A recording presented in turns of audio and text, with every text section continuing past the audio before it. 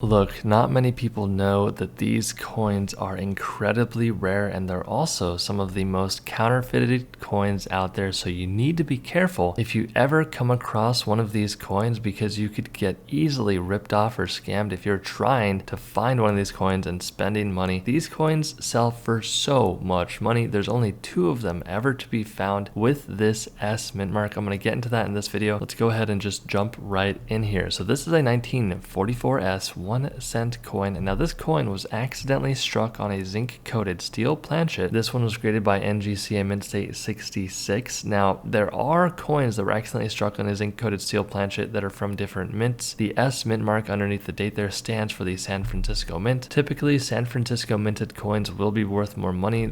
San Francisco typically produces less coins than any of the other mints, but that's not always the case. What you need to know about these coins is that, during this time period, it was the war efforts. They needed to save copper for ammunition, so there were some transitional coins that were occurring. All 1944 wheat pennies should be struck on a bronze copper planchet, but there are some out there that were struck on a zinc coated steel planchet. So if you were to come across a 1944 S coin that looks like this, first of all, you want to make sure that the coin is indeed legitimate. The chances of you having a coin that's counterfeit is higher than it is of having a genuine example. That's why you want to do your homework and research and make sure that you have a genuine coin. Especially, a good rule of thumb is if you're going to, let's say you see an auction and it has this coin that's for sale for $2,000, and you know from my video that, hey, like this coin you see on your screen sold for $373,750, a lot more money than $2,000. So if you see this coin for $2,000 and you think, oh my gosh, this seems too good to be true, the chances are it is too good to be true, and you don't want to be spending money on that at all, because it's more than likely a fake coin that someone produced hoping to make a little bit of money off of someone who is not educated. So you need to be very careful when it comes to these coins. But that does not mean that there is still any examples out there. This coin could be in someone's collection, or it could be stored away in an attic or a basement and you have no idea. So if you come across a coin like this, make sure you find someone trustworthy, find someone reputable. I offer a completely free ebook on my channel going over coin handling, grading, and condition. All you got to do is click the link below. It's completely free, but if you don't want to do that, just keep doing your homework, because you need to know what your coin is worth, how to attribute them correctly, and making sure mainly that if you find one of these coins, you're getting the full money's worth, because the last thing you want to do is have a genuine example of this coin and sell it for a small amount of money when in reality it's worth $373,750, just like this one. Now, I'm not going to spend too much time on this. This one graded the same grade as the previous coin, but you need to understand that market conditions, when the coin is sold, the overall eye appeal, all these things really do matter when it comes to the value of the coin. So this coin graded the same grade and it sold for $408,000. Hit that subscribe button, it really does help out. I'll see you back with them. Stay tuned for more, and I'll see you in the next video.